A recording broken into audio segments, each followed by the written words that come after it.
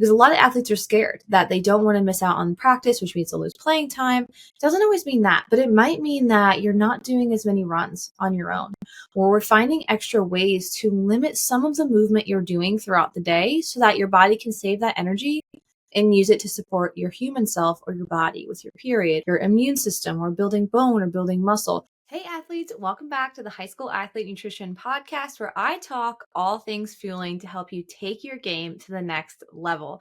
I'm Stephanie, your sports dietitian and nutrition coach, and today we have a really fun episode because all about you and answering your questions. I asked on Instagram what questions you have about nutrition, and oh my gosh, so many good ones came in. You guys really delivered.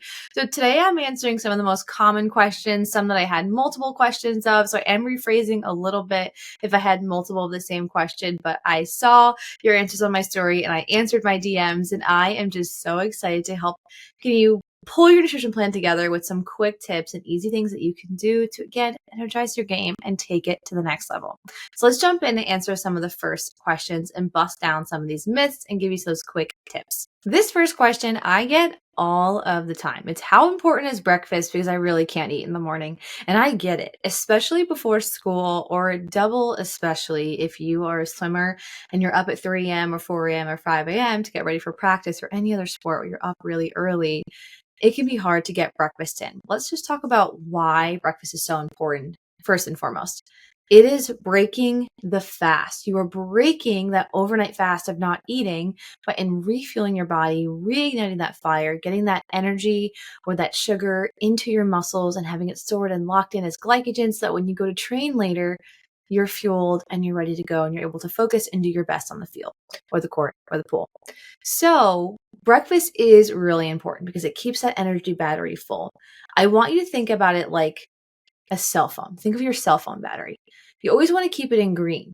Once it hits yellow or that battery saving mode, you enter a little bit of a panic. Like, okay, I have to start finding an outlet soon. When you hit red, you're like, okay, I absolutely need an outlet. We never want you searching for energy right before training because your battery is dead.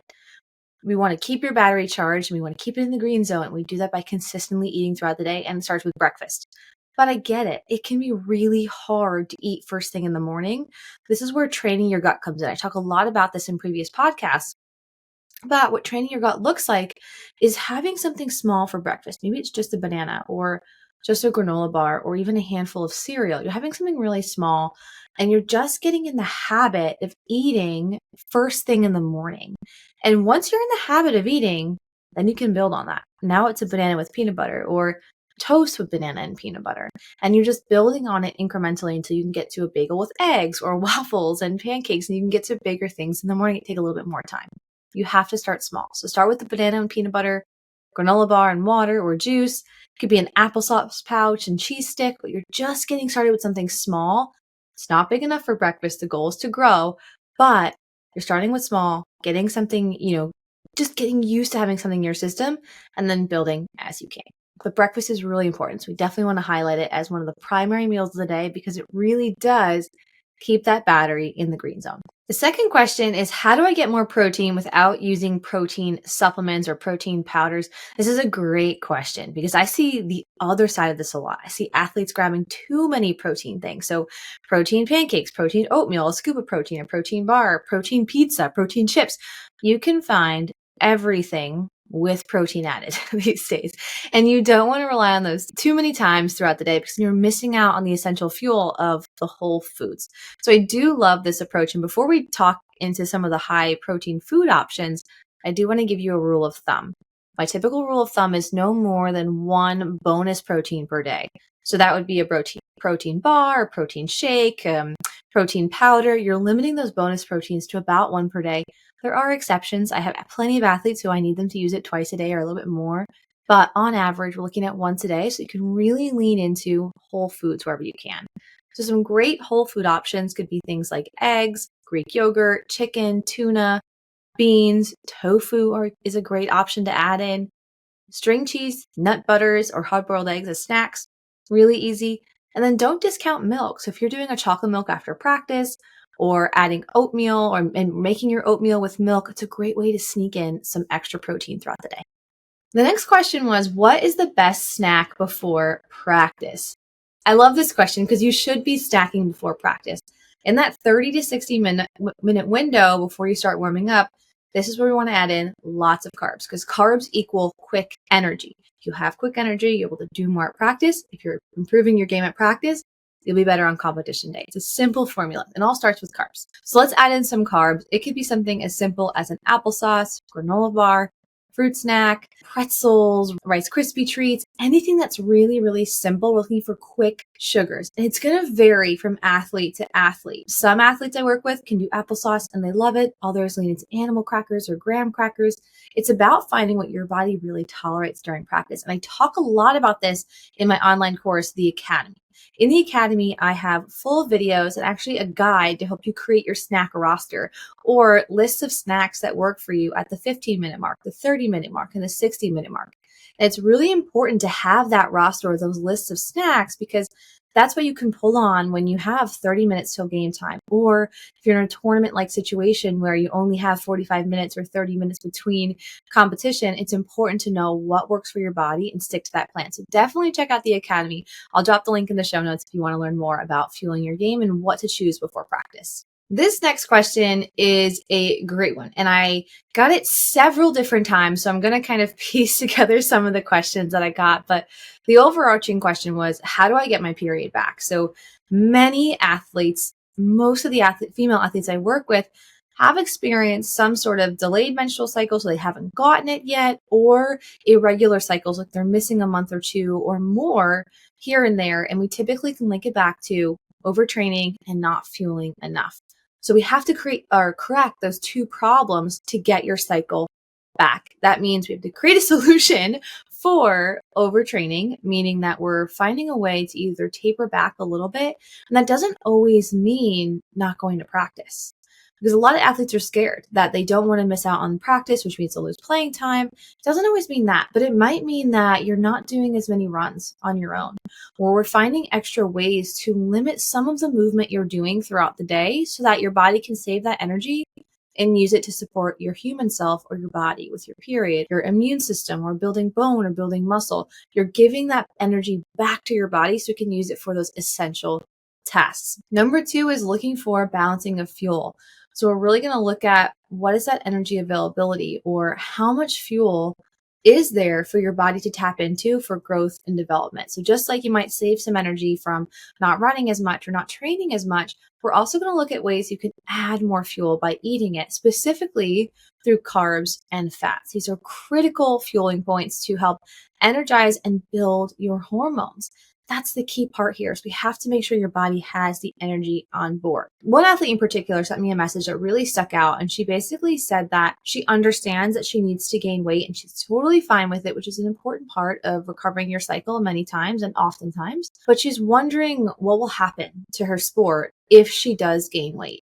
And the answer typically is, if you are gaining slow, consistent weight, which is what I recommend with athletes, we never want to just pack on the pounds for the sake of packing on the pounds. But if we're helping you refuel and re-nourish your body incrementally, your performance will improve. I mean, think about what your cycle does. Your cycle, your period, helps to support hormones. If you have estrogen and if you have those good growth hormones, well, now your bones are stronger. If your bones are stronger, well, now your injury risk goes down. So it does help your sport in the long run, getting that cycle back. And at times it does mean gaining weight, which can be really scary for some athletes, but I want you to know that I'm here to help.